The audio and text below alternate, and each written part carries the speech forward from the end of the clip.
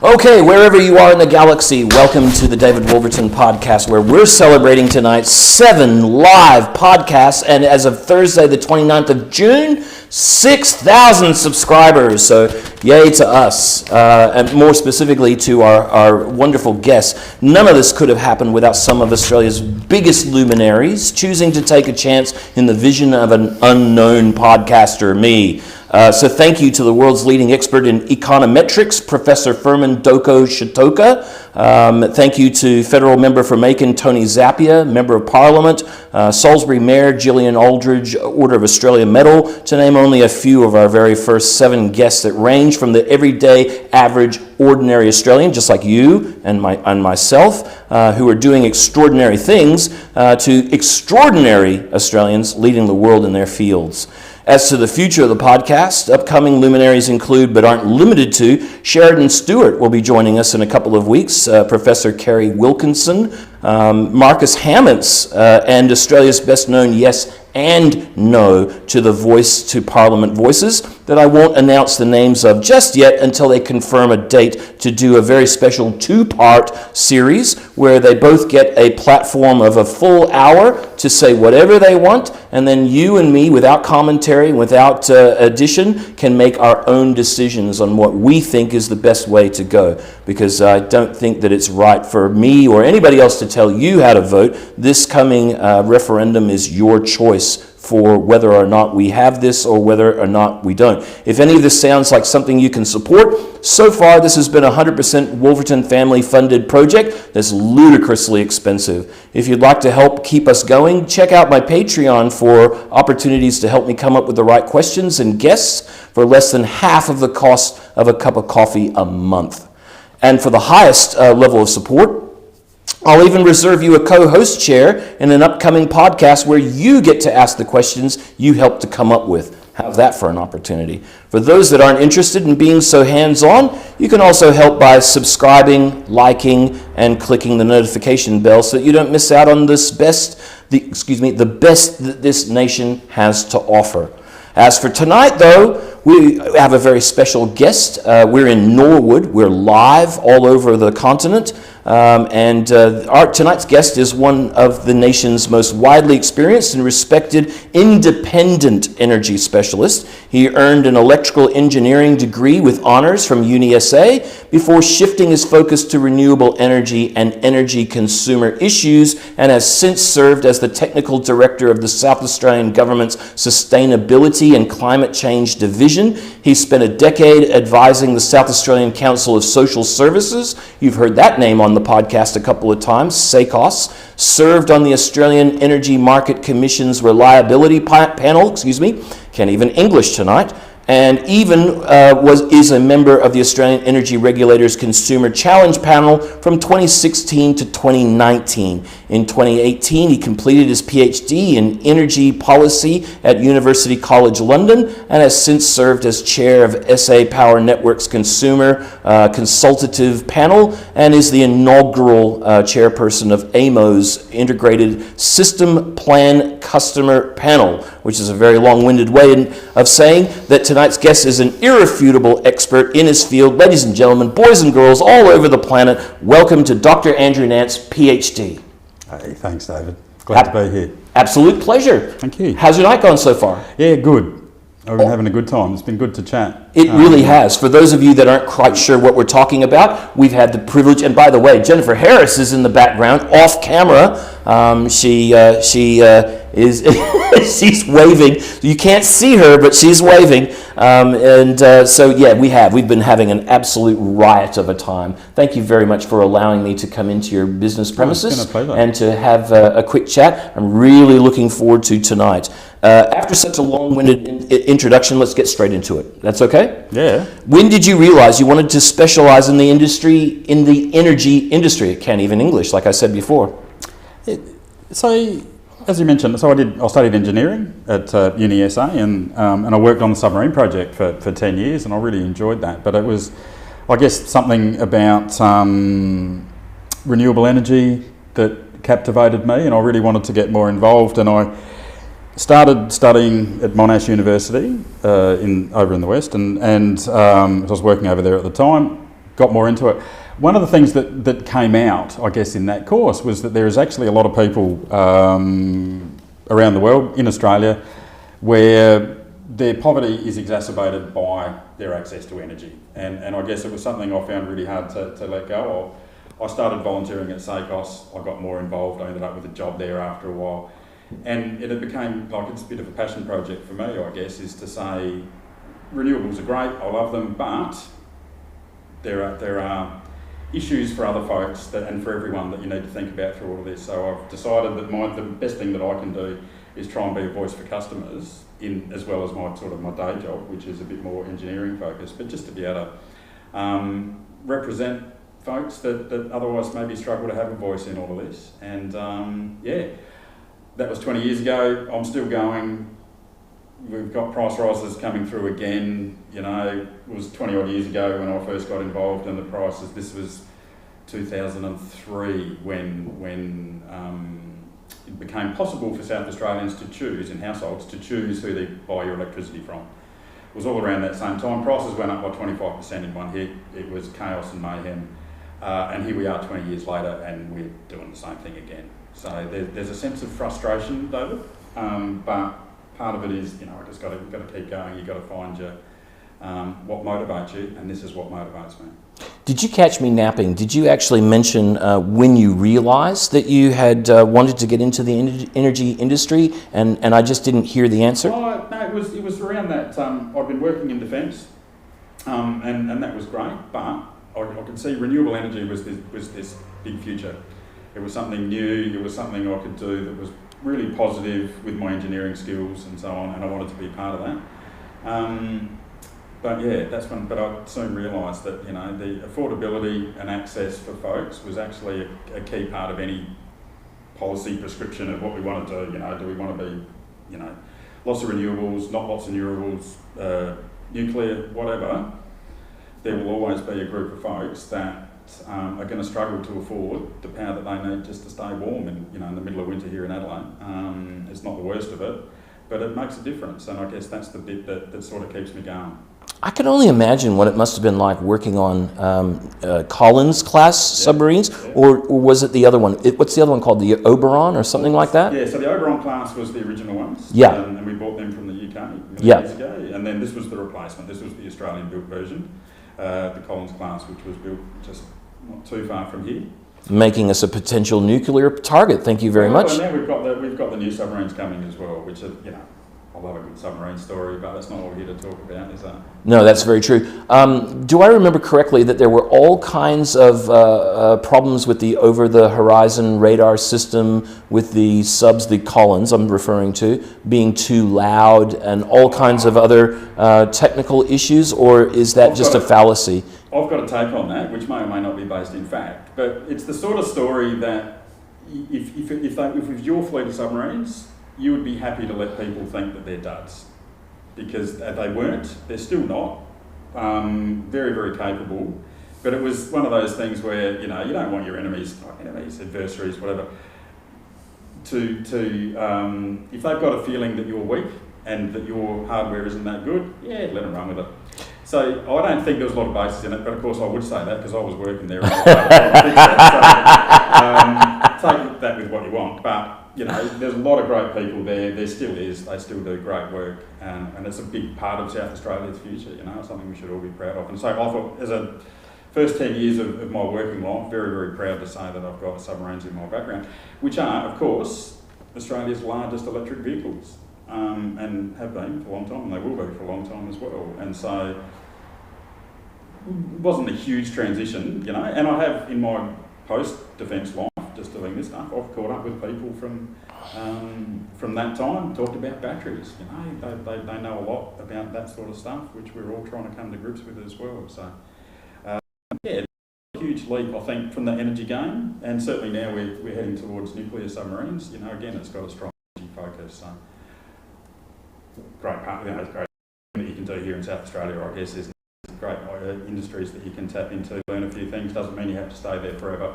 And that was sort of my philosophy. 10 years was enough. I made it clear a couple of years out that I didn't want to go beyond 10 years, try something else. And that's what I did. And there was other stuff to do. My understanding of the research that I did prior to talking to you is that your primary focus was on making these behemoths move. Is that correct, or were there other things you were involved in as well? My main role down there, I guess, was around the way the power was just distributed around the submarine. So you've got the big batteries, you've got big generators, but these things are full of pipes and cables and stuff like that. And all of the other bits of stuff that are on there, they need power. So I had a great team that I was part of, and part of our gig was got to where it was supposed to go. And of course they've got the giant electric motor that drives the whole thing, and had a little bit to do with that, but that was more other parts of the team that really specialised in that. In what you're talking about, but I'm also aware that there is secrecy and there's confidentiality involved in any military projects. So I'm kind of a little bit confused about what I should be asking and what I should just keep my mouth shut about. Is there anything that you can mention about the power distribution? Were you a part of that from the very beginning? Stage, or were you brought on after the things were already built and you were basically... So when I started, we still didn't have, the first one hadn't been built. Yep. We were building it, but the parts were arriving down at Osborne, and then our job was to, join them all together and make them work. So certainly not involved in the design side of it. That was all set well before I got involved, but it was lucky to be there during the how do we make these things work phase, and got a lot out of that. How fascinating. Is that a time of your life that you particularly hold up in high regard?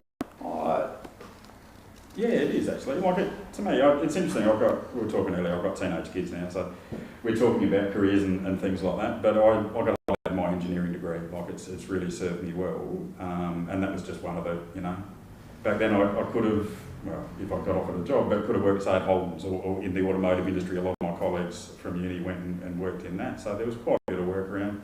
I ended up in defence. I thought, how cool is this, working on submarines? That's what I did, but hopefully, for my kids, that there will be other similar sort of opportunities to get out there and do something. But one of the things I have said to them, and I still feel like I did it, I think, fairly good job, but I didn't try and do it forever.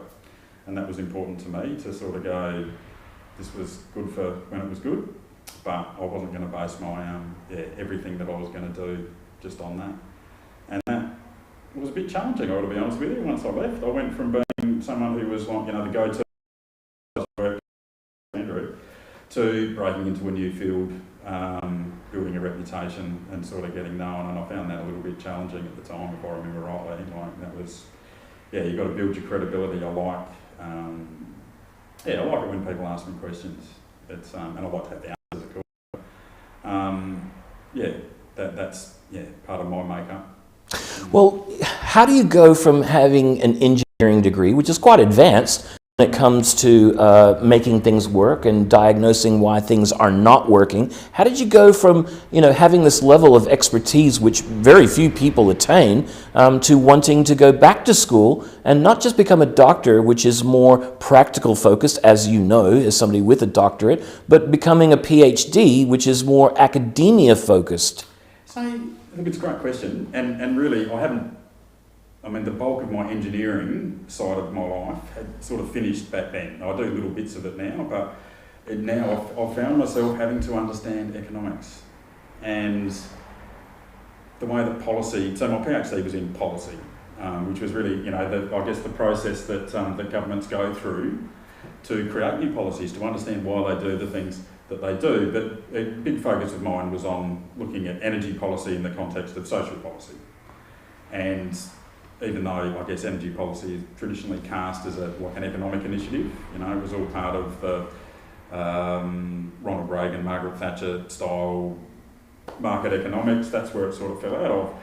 But then you can see the gap emerging between that sort of economic policy and social policy, and what and is a human need. It's not a technical creation that we then harness to, it's a bit of that as well, I suppose.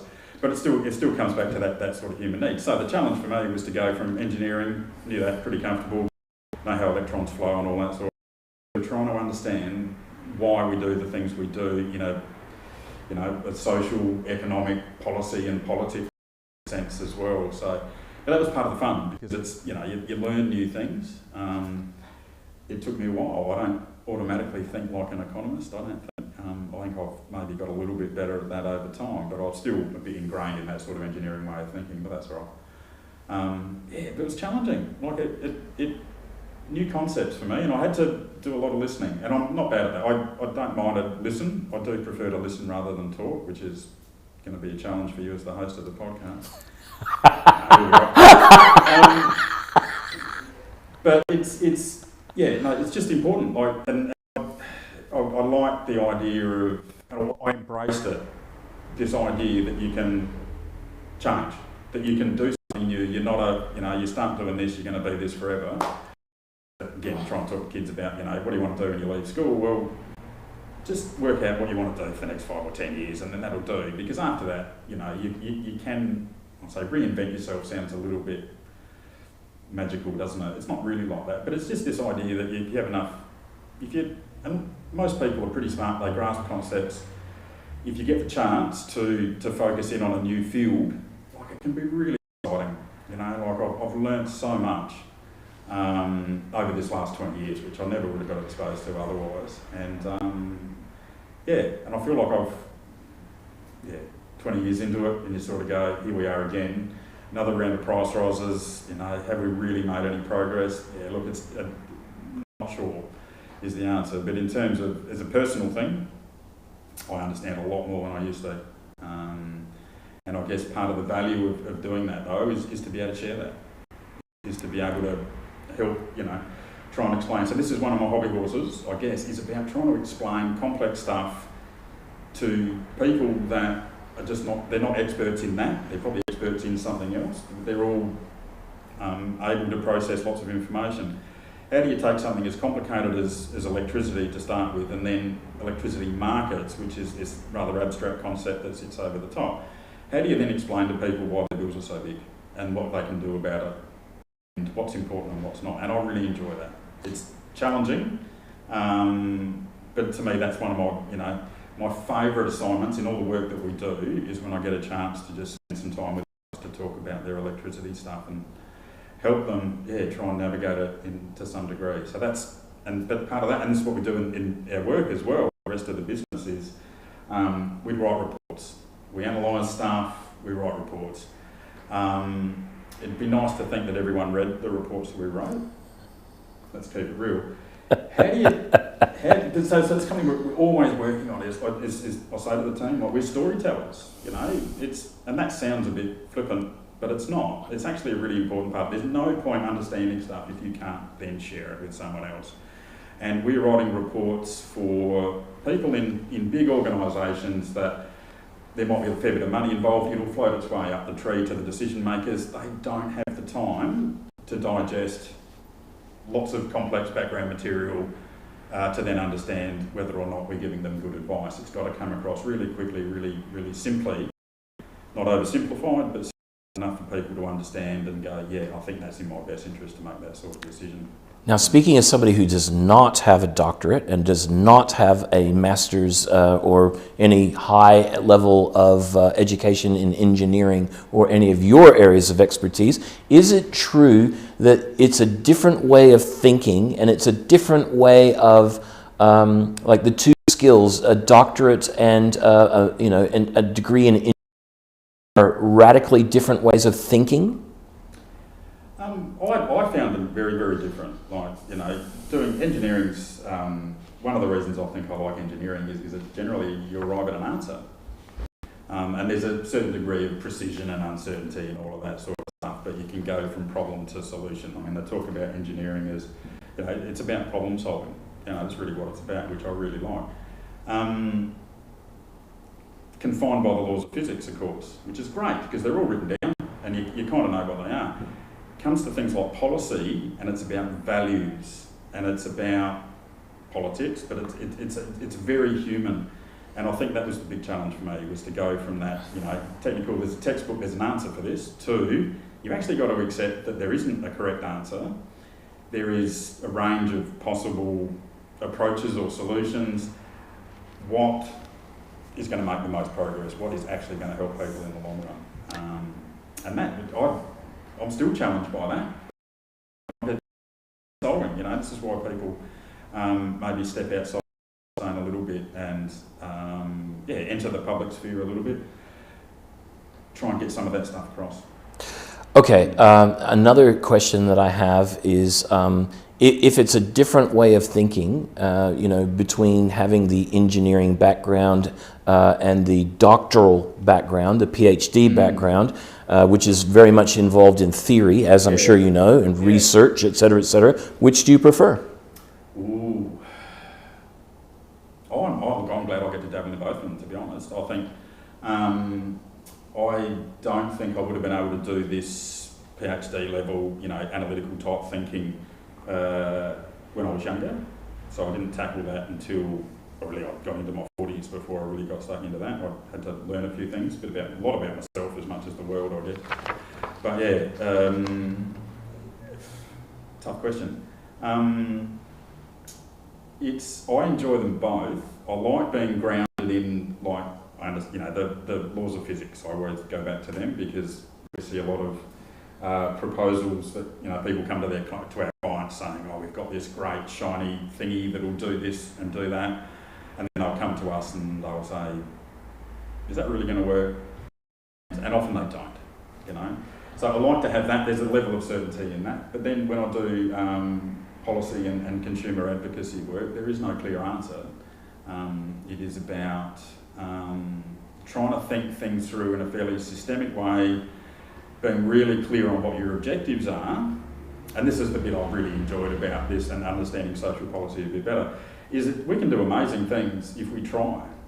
But often the reason why we don't get good outcomes in the energy market is what we're trying to do. We've decided that the problem we're trying to solve is this, and so we're off embarking on this particular adventure, and not necessarily thinking about all of the outcomes we should be trying to achieve, which is what I was trying to do with my PhD, was to try and join some of those dots between social policy. We're actually trying to do this.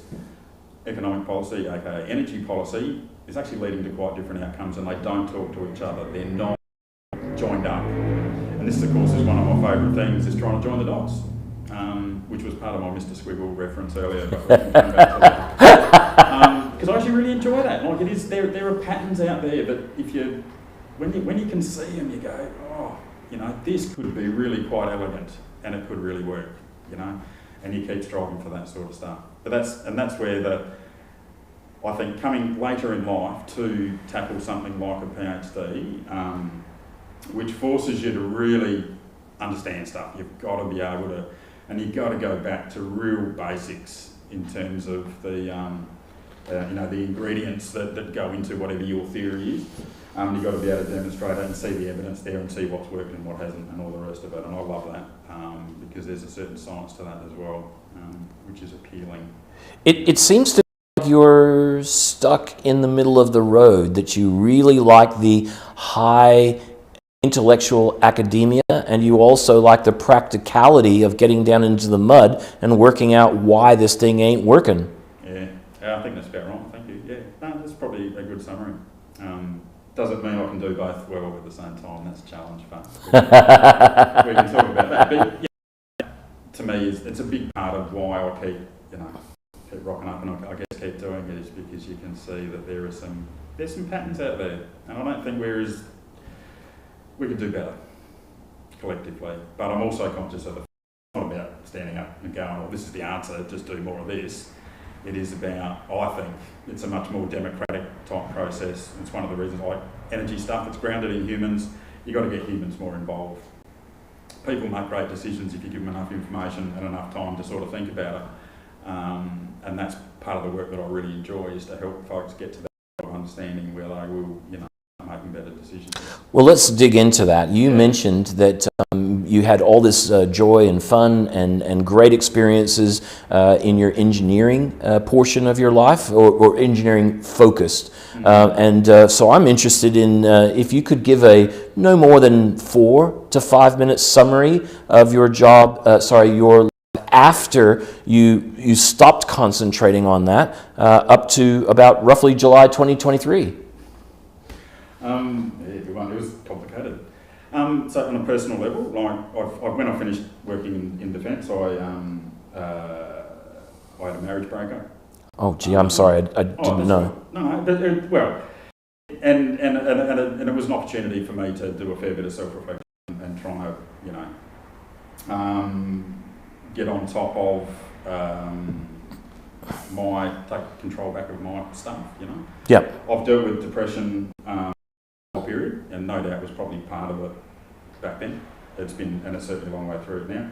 So that's been part of my challenge is to try and navigate fairly low self-esteem and some depression all the way through. And it's not necessarily, I wouldn't say it was a barrier to progress, but it was definitely a theme in amongst the whole thing. But trying to understand my place in the world, you know, which is part of what you do, well, what I did as well, to try and counter the depression, is that you go to things that you know I can do well, you know, and that's where I've ended up, you know, sort of following this. I feel like I've got something to offer, so it sort of keeps me going because, you know, it probably helps me feel better about myself overall. Anyway, long story short, did a lot of contract work, really. That was the way it sort of started, is I started studying again and just picked up little bits of work. I got a job selling solar panels for a little while, which was great. Learned a lot, realised I'm not a particularly good salesman, but I probably knew that before, but you've got to have a go. Did that. I got a job with AGL for a while, doing, you know, just working as a contractor for them, which was interesting, you know, got a bit out of that. And then went and I got a job with the Conservation Council. I got to do much more of this sort of public facing, you know, so I was doing a lot of town hall meetings where, you know, I had me and a colleague would get up and we'd talk about, you know, shower heads, light bulbs, door snakes, all of this sort of stuff. And it was great. I really enjoyed that sort of work because you just have, you know, you have a group of 40, 50 people in a room and they just you present your stuff, so you've got to find a bit of internal courage to do a bit more public speaking. And then just get people sharing their stories and telling their stuff. And and that then led to, got involved with SACOS, the sort of the social policy equivalent of the environmental policy of the Conservation Council, on this very theme, which was around affordability, power. Worked with them for a while, worked for the state government for a while, and then, 10 odd years ago, started a business with a couple other people around this idea that people will pay to get good advice on energy stuff. So we don't sell things. So we don't sell solar panels, we don't sell batteries, we don't sell anything, we just give people good advice. And it's a good niche for me because I think it fits well with my sense of what's fair and just and this, the risk that if you're trying to sell someone something, you're going to tell them what you want them to hear so that you can sell your stuff. I really don't like that. It's not my style. I really like to think that people come out of any transaction like that feeling like they've got a good deal, which is pretty hard if your incentive is to actually squeeze a bit more out of them. So that's where we've landed. So 10 odd years later, here we are, the energy project. We've got a team of folks, we've got a good client base, and we managed to make a living giving people good advice on energy stuff. I also like to do a bit of the stuff that I don't get paid for, which is sort of getting out and about and just talking to people. So lots of little bits and pieces, but I guess that's part of the story for me is I wasn't actually able to hold down a long-term job with anyone else. So to go out and make your own. Talk to me about the clients of the energy project. Who are you serving and servicing? So most of our clients are property developers, probably would be the way to say it. So they own shopping centres or retirement villages, they build apartments, they've got warehouses, they've got stuff. They're interested in solar, batteries, or usually they've been approached by someone to consider this $1 squillion shiny thing. and we pick up our work that way. We do work for local governments. We do the occasional bit of work for state governments here and also in New South Wales. And yeah, it's all, but predominantly private sector clients. They know that they spend lots of money on power. They're confident that they're getting ripped off, and they want a bit of help to sort of navigate the market. So that's part of the service is I guess about not getting ripped off, but it's all about meeting the rules of the game as well. So we do quite a bit of work in regulatory compliance. There are rules around what you can do and what you can't do. A lot of our clients buy power in bulk and then sell it on to their residents or their tenants in a shopping centre, whatever. There are rules around what you can do there, how much you can charge them, the information you need to give them, what to do if there's a problem. So part of the services we offer is like it's a compliance service around, helping people understand the rules, follow them, pick out the important parts, and do all of that. Okay, so no one benefits except the client. Is that effectively right? That's the idea. This has been my quest, and with my business partner Patrick as well. Like we want to just be independent from. There are so many cowboys out there in the energy game that will promise you everything, and then deliver something shiny. And it's kind of frustrating. And we didn't feel like we needed to be part of that. We reckon that there was an opportunity out there to not be that person, is to be that independent, that honest broker of information. We don't make more or less either way, but I think it's a really important thing to be able to do. We don't have a lot of competitors in that space because most of the people that we and our clients deal with are also trying to sell them something. So I like the idea that we've been able to craft a business that actually doesn't sell stuff, we just sell understanding, I guess is what we do. So the only thing that you sell is your advice? Yeah, that's pretty much it. I can't buy solar panels from you, I can't buy batteries from you, I can't buy anything except for that you say, I recommend that you get a battery, and then what happens? Do I have to decide what kind of battery I want? What we end up doing is we run tenders. Like we'll work with a client to understand what they really want. Once we're clear on that, we then go to the market and go, right, client A wants, a battery this big or a, solar panel this size on their roof. And then we'll go to the competitive market, try and find a good counterparty to that transaction that we'd be happy to stand behind, and then bring them in. And then often, if it's a big enough project, we'll help them project manage the delivery of it. Okay. So making sure the promises are kept. Getting promises is easy, getting them kept is the challenging part. Tonight's client isn't a Fortune 500 or a local, state, or federal government. It's the current and future subscribers to this channel. As you pointed out, you didn't say this, but I'd like to add it. Australia, South Australia in particular, has the most expensive energy in the world. Why? Why South Australia? And so I guess the answer is there's lots of reasons, and some of them are fundamental.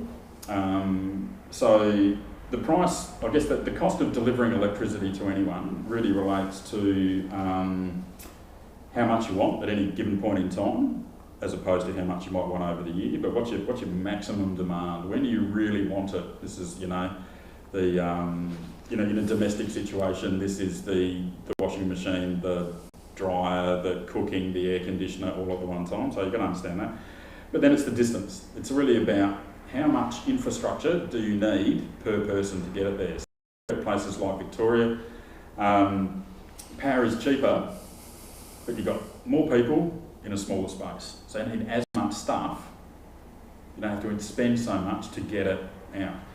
In South Australia, we are spread out, and we are quite sparsely populated, so it does mean that it's always going to be more expensive here because you need more stuff per business, per person. So that goes against us. And in a national sense, we're certainly leaders in that lack of density. But we've also, in South Australia, have relied heavily on gas, really, historically. Even when we had the coal-fired power station, we were still predominantly sourced from gas. Gas is expensive, and the more you rely on it, the more you pay. So that's been you know, again, I guess an example is power prices in Victoria are cheaper than here, also because they have very cheap generation. Their brown coal is relatively speaking quite cheap to use. There's more people squeezed into a smaller space. You can see those sort of things come together. So that's part of the sort of the basics. But then there's what really happened in South Australia, which is, you know, back at late last century, the approach to privatisation here, as is often the case, I guess, the choice to privatise or not, you know, it doesn't have to lead to high prices, but it often will, because the government that's trying to offload the assets is always going to make them as valuable as possible, you know. So you want to get as much for what you're privatising as you possibly can. Fortunately, what that meant for South Australia is, like, money was raised, it solved the debt problem at the time, but the purchasers of said assets would argue that they paid a premium to do that, and so now, therefore, they charge more than others. If I remember correctly, Dr. Nance, and please correct me if I'm wrong, I might remember this wrong, but I remember that the South Australian government made a promise to South Australians to say that our energy price wasn't going to go psychotic, that it wasn't going to go crazy, that it was still going to be reasonable and comparable to what we were getting when the state government owned it. Is that? Do I remember correctly? Oh, I'm sure that was the story, and it would be the story.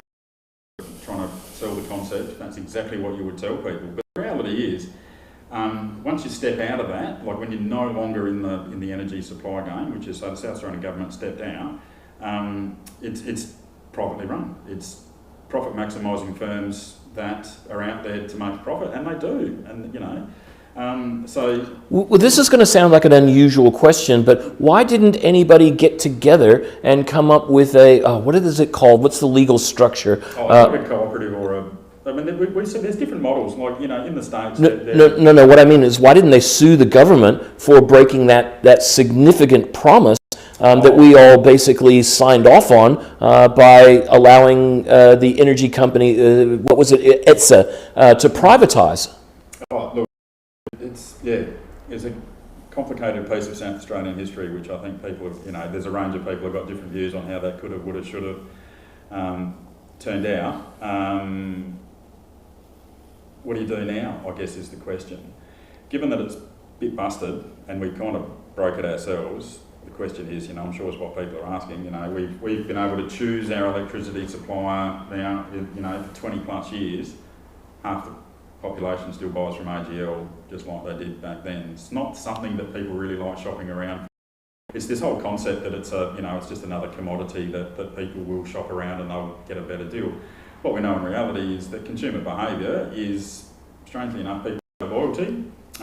It's rarely returned to them, and the search costs, like the actual effort you would need to go through to confidently go out, embrace the market, and go, right, this is a good price for me. I was paying this, and now I'm paying this, and I know this is a good price, is really, really difficult. And so it's one of those, you know, a promise that could probably never be kept, because it's just not the sort of thing that was ever really going to work.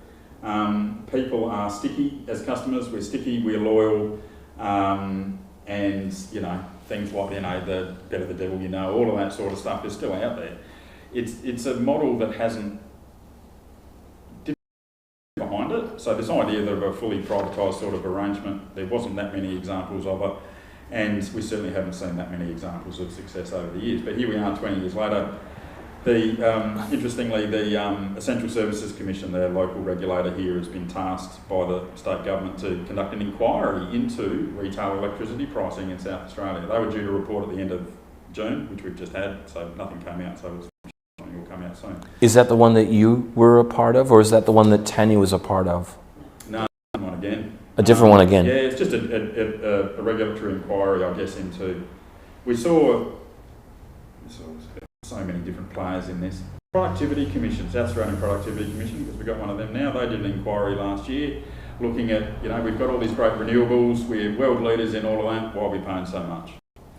And one of their clear findings was there's actually a lack of competition in the generation space, which is because you've got, bless them, AGL, Origin, Energy Australia, Simply Energy, the big players tend to dominate the market. You've got a few tiny little players that are out there, but ultimately that the idea that markets will lead you to the best outcome because competition will drive innovation, it'll lower prices, it will do all of this. It hasn't really worked. And it's becoming increasingly clear, and it has been clear for a while, that a lack of competition in the market here is part of the problem. But part of the reason why we don't have that much competition is because in the grand scheme of things, 1 million odd people, or 1 million odd customers is not that big in the grand scheme of things. And so it hasn't appeared. We haven't seen huge success. Victoria went even harder than us on competition. They've had several inquiries over the years going, why isn't this working? And they've come to the same sort of conclusion. It's kind of a busted model, unfortunately. Like this idea that competition would save us in the electricity game, I think, is proven to be a flawed concept. Question then, of course, is what do you do about that? Well, you seem to have intimated that basically it can't be fixed, but that's what you said. Am I reading between the lines incorrectly? No, I think you're reading correctly, and I've just got to be careful because I've been reflecting on this. It's been 20 years since we first, embarked on this competition stuff, and here we are, and we started it with a 25% price rise. 20 years later, we're doing the same thing over again. It's hard to feel positive about it. There's a sense of it is actually busted, and we're going to have to do something fairly drastic if we're going to see better outcomes in the long run. One of the things that's been done that I'm aware of is that everybody's gone crazy and government incentives to putting solar on their roof as a way of generating. But now I hear rumors, and I don't know if this is true or not, that the government is considering charging for you to put your excess energy into the grid. Is that even close to true? Oh, it's a bit, there's a bit of truth in that. So it's, as always, it's complicated, it's nuanced and blah, blah. But part of the challenge we've got now, which is a nice problem to have actually, is that we've got so much solar in the middle of the day, but we don't have people to use it. That's the guts of it. And so we're producing lots of power, but we're not consuming a lot of power. And it's all happening in the middle of the day. And so there are lots of things, I guess, that you can try and do, which is about just, the middle of the day should be virtually free to customers at that sort of price. Then, of course, they go gobble it up and we'll do more. So one of the proposals, and it's going to happen, I guess, we're still waiting on some details, but it is this idea that you would be charged a fee if you export a lot of solar in the middle of the day, which of course again is only going to do it because that's when it comes out. And it is because that is triggering more costs. This is the rationale that there is a certain amount of money that now needs to be spent on the network to be able to accommodate lots of solar. Who should pay for it? It seems to be landing on this idea that that people that produce lots of solar should pay for that. I made a comment to a friend of mine who's also in the industry, but not as experienced and doesn't have as much. He's in sales, so he doesn't have anywhere near as much expertise as what you do. But I made a comment to him that I almost felt like what the government did was like a Ponzi scheme, where they got people involved in spending thousands of dollars. I think my solar system was around the $10,000 mark roughly for a 10-something kilowatt system. And then they basically said, you know what, we're going to subsidize that, we're going to give you incentives, we're going to help you to be able to afford that. And then what they did is that they said, we're also going to pay you for what you're shipping into the grid. And then as soon as everybody idea and the more people who got into it, suddenly the decision was made, you know what, we're going to take all that away from you and all the incentives as well. Isn't that effectively a criteria around sort of dodgy behaviour. I'm going to say, in my experience, there is no grand conspiracy about ripping people off. It is largely reactionary approaches from government, which is, what's popular at a given point in time, or what works and what doesn't. It's been part of the challenges. I don't think there's anyone that's really trying to join the dots too much. But then I hear this a lot, where people feel like they were strongly encouraged to do one thing, and now save the environment, all that garbage. Whatever your motivation is, and then we're just going to tinker with the rules over here, which actually sends the reverse message. And so this was, I was involved with a people's like this representative democracy type approach, where we're deliberating, and I was there as the ask me anything. I don't really have an opinion. Just to inform you, around this very thing is this idea that you could introduce these export tariffs, which would mean, when you reach a certain threshold, you start pushing out power, there will be a fee that would be charged to do that. It was really challenging for a lot of folks and they were saying very much what you were saying. I'm not an expert in this. I just want to try and do the right thing. And I've done this, and now you're telling me this. What do I believe? Who do I believe? You all suck. Well, it went literally from when we first installed solar, for us getting enough money during the spring, autumn, and summer to pay completely for all of our winter usage, and making a small amount of money on top of that. And then all of a sudden I looked at my bill and I'm like, what in the world has happened? All of a sudden now I'm losing money every single time I have a quarter. And so how do they justify things like that? Oh, it's the market, David. In this case it actually is. And I guess the things that really has happened is we've been quite successful in terms of getting solar out there. So when I was first selling solar panels, there was maybe 2 or 3 grid connections in the state. Most of the stuff that the folks that I was working for were off-grid for people with farm stations and so on. So battery, solar, and made sense, just compared to the cost of diesel. But then the renewable energy came in 2001.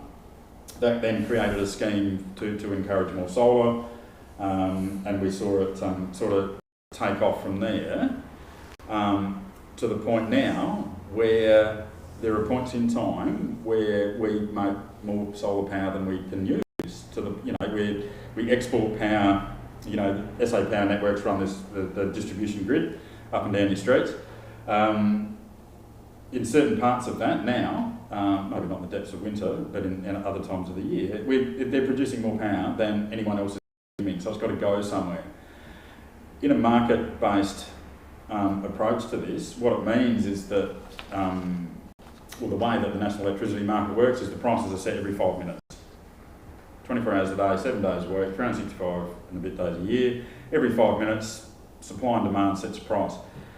What we find is in the middle of the day, that price is really low in South Australia, almost universally, and it's more pronounced here than others, but we're seeing that sort of bottoming out occurring in the other places. So when you're paid a feed-in tariff by your retailer, they do that on the basis of, I'm a retailer, so I need to be able to supply power to my customers. I will buy it from the customers I've already got that have got solar, or I'll buy it from the market, from the wholesale pool. If the price in the pool's $50 or 5 cents a kilowatt hour, there's a logic that says, why would I be paying other people more than that? Which of course is what we were doing. So it's definitely, we're a victim of our own success.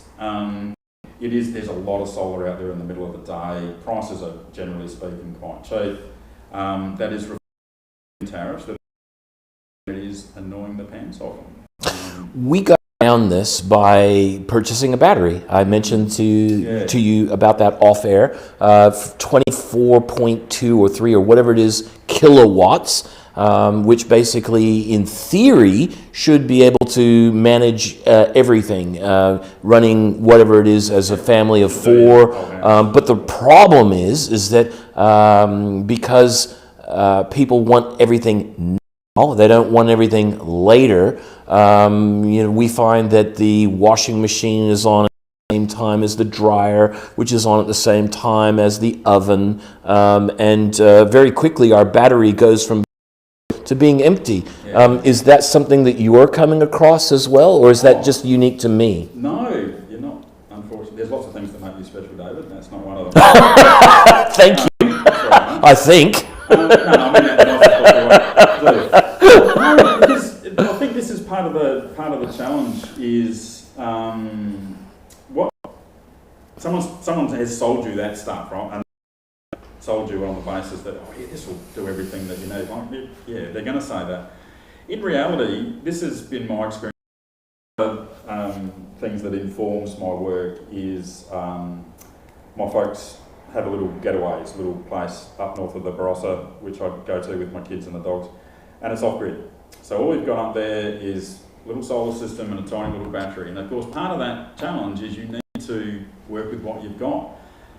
If we have in winter, luckily the fridge doesn't need a lot of power, so that's okay. But the lights, your lights are on a lot. It doesn't take much for that battery to go fairly flat, and then we've got nothing until the sun comes up the next day. Fantastic experience, and all very rustic and all the rest of it. Not necessarily something that you'd want to do, but it's informative. Because what it talks to, I think, is the role of behaviour. And this has been a recurring theme in my studies around energy and my working life as well. People are a huge influence over how all of this turns out in terms of what they do. Behaviour is it's a huge topic. People make careers out of trying to understand human behaviour. It's an important part of understanding energy stuff. But what's probably the most important in that is that not all behaviour is choice. You don't do this just because. There are patterns of your life that lead you to the behaviours that impact on how quickly your battery runs flat. And so it's easy to sort of, in a policy sense, say, well, if people just behave differently, we'd have a different outcome and your battery wouldn't go flat. But it's a really challenging concept. And I guess but this is where it's all heading, is this idea that power is really cheap in the middle of the day. It's more expensive in the afternoons and evenings. Your battery will work for you then, but you've got to preserve that capacity for when it's the most valuable. And I guess this is the bit where you've got to start talking to people about their behaviour and trying to get some concepts in people's head around if the sun's out, use electricity. Really simple, but hard to do because most of us aren't home. I mean, I work from home, which is all great. I get to do stuff. If it's a sunny day, I'll put the dishwasher on or do a load of washing or whatever. So one solution, of course, is to add a battery. Would you agree? Oh, absolutely. Yep. Okay, we're running out of time. We've got like 6 minutes left, believe it or not. I mean, time flies when you're having fun, doesn't it? Yeah. So people have tuned in, to hear expert advice on what they can do. What is your advice, not for the small, medium enterprise or for the corporations or for the governments? What's your advice for Joe Ordinary or Cindy Ordinary? Look, the most basic thing I can say is off-peak is now the middle of the day. So I think most of us have grown up this idea that off-peak's overnight, you have your off-peak hot water and all this sort of stuff. It is now in the middle of the day. Solar has won the technological everything in terms of daytime power. It is super cheap. We've got heaps of it. We've got enough to do us all. But we need to embrace the idea that that's actually when you want to do stuff. The only way that we will get regularly cheaper energy bills is to be able to use more stuff when the sun's shining. Unless, of course, do you advocate batteries? I advocate other people buying batteries if they afford it. The problem with the limitation of batteries is that they're really generally quite expensive. Oh, you don't need to tell me about that. That's for darn sure. So part of what we do for our clients is you're going to spend money on a battery, what does it have to do to make your money back, and how long is it going to take? And invariably, our advice is a grant, because they don't really stack up. They're bloody expensive, and they don't last forever. You say get a grant? What do you mean? Oh, well, like I said, for our clients, rather than spending their own money, if you want to make it work, is you try and find someone else's money. Because batteries, unfortunately, they are... What about Joe Ordinary or Kathy Ordinary? Well, are there grants for them? There are options, but one of the things we've talked about this is about this idea of the virtual power plant, is actually getting your battery to earn its keep through some sort of arrangement and sort of playing in the market. And now that is one way of helping the numbers stack up. The challenge there, of course, is around this idea of, do I want someone else to be able to use my battery? I think people need to be really cool. I don't advocate going hard on batteries, because I think the numbers are borderline. Having said that, look, some people can really make it work. And if losing power is really important to you, like having that continuity, like if you get lots of blackouts, you lose food in the fridge, you lose your Wi-Fi. That was the biggest crisis that happened to us during the statewide blackout, right? And people's phones and all the rest of it. So you tailor it to suit those sort of end users, the things that are really important. But you do need to accept that there will need to be some behaviour changes that would go along with that. And so the idea that it's a plug-in solution, I think, is something that I've had to counter with a few people. I'm not saying that's what you were saying, but look, a cheaper battery will be the answer. And look, maybe we're not far off that. Solar panels have gone from being, so the place where I live, solar panels went up in, I think it was 2010. My friend who owned the house at the time paid something like $10,000 for 1 kilowatt of solar. Now you've paid I've heard that many times. Yeah, that happened to my brother-in-law, as a matter of fact, in Aldinga Beach. Yeah, so you can see that, look, it does change over time. Unfortunately, batteries actually haven't got that much cheaper in the last few years, but look, that won't be the case forever. Someone might come up with some great technology that means that they're going to end up being quite cheap, and then I think we're on a bit of a winner. But I'd just be cautious if folks are thinking, look, if I just spend this amount of money and this will be the answer, I think that there is a reasonable chance of being disappointed. So I agree 100%. Yeah, but look, I don't have any great genius ideas of how to do stuff other than like the cheapest power is in the middle of the day. You've got to try, and as much as annoying as they are, you've got to get onto your electricity retailer, whether it's AGL or Origin or Simply or whoever is your energy supplier, and constantly, and as annoying as it is, go, am I on the best deal? The best thing the least effort, and it's still an effort, the best thing you do is ring them up and say, have you got me on the best deal for me? And hopefully they'll say, oh, there's something else we can do here. Or you do look, it's been lovely. I've enjoyed our 20 odd years together, AGL. I'm going somewhere else. Yeah. And see if that fires them up. The thing is that it's predicated on this idea of competition. We as consumers, I guess the only way to make that work is to try and make it feel like there is actually a bit of competition there, and that people aren't just going to keep taking the price rises, have a moan, but not actually do anything. You've actually got to get more involved and I guess threaten these folks that you're going to leave them. And as tedious and annoying as that is, we do it on lots of other things. It just often means that you're sitting in a call queue for a while to get to someone. Now we've got seconds left, literally seconds. Just in summary of everything, basically my understanding is that you've said that we need to concentrate on getting the best deal. We need to change the way that we use energy by concentrating on when the energy is the cheapest. We spoke offline about the possibility of working out some kind of a package where regular everyday people, like me as an individual and Jennifer over there as an individual, et cetera, can ring up your company and you can do some kind of a deal where you do an assessment of their energy consumption and needs similar to how you do in the corporate world. Has that something that you have given any thought to? I've given it a fair bit of thought, and I guess to me I'm not sure we can do it that well, I guess is what my thoughts are. I think to give people good advice takes a while. You need to sit down with them, you need to spend a bit of time with them and really talk their stuff through. That means several hours, which means it's going to be expensive and there'll only be so much we can do. But it's something that's been weighing on my mind a bit since you first raised it, is how do we help these folks? And I guess at the moment there is the state government helpline where you can ring. What's the telephone number? Yeah, Sorry,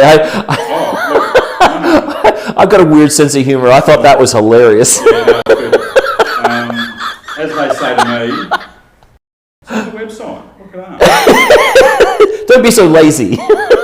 Do your own research. Well, that's it. I'm sorry to say we've run out of time. I try really hard to honour your time and to honour my guest time by sticking very clearly to a very set time frame.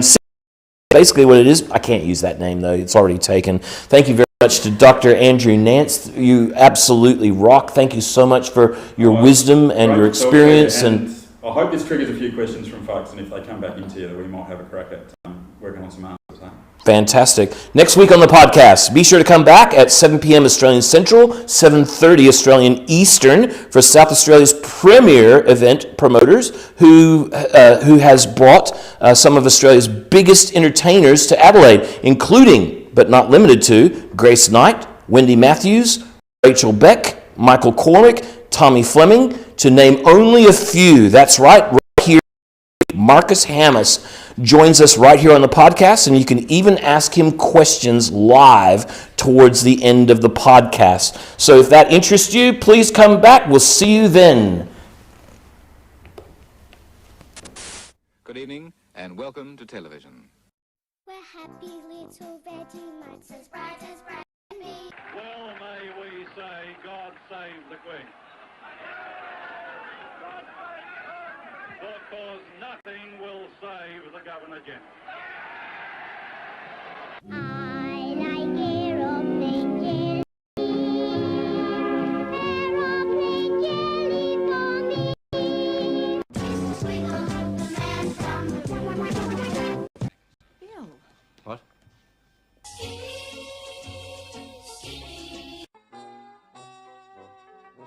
He used to give me roses. You just tell them for me, don't you? Not to worry about it. I'm living in the 70s, eating bacon under plastic trees.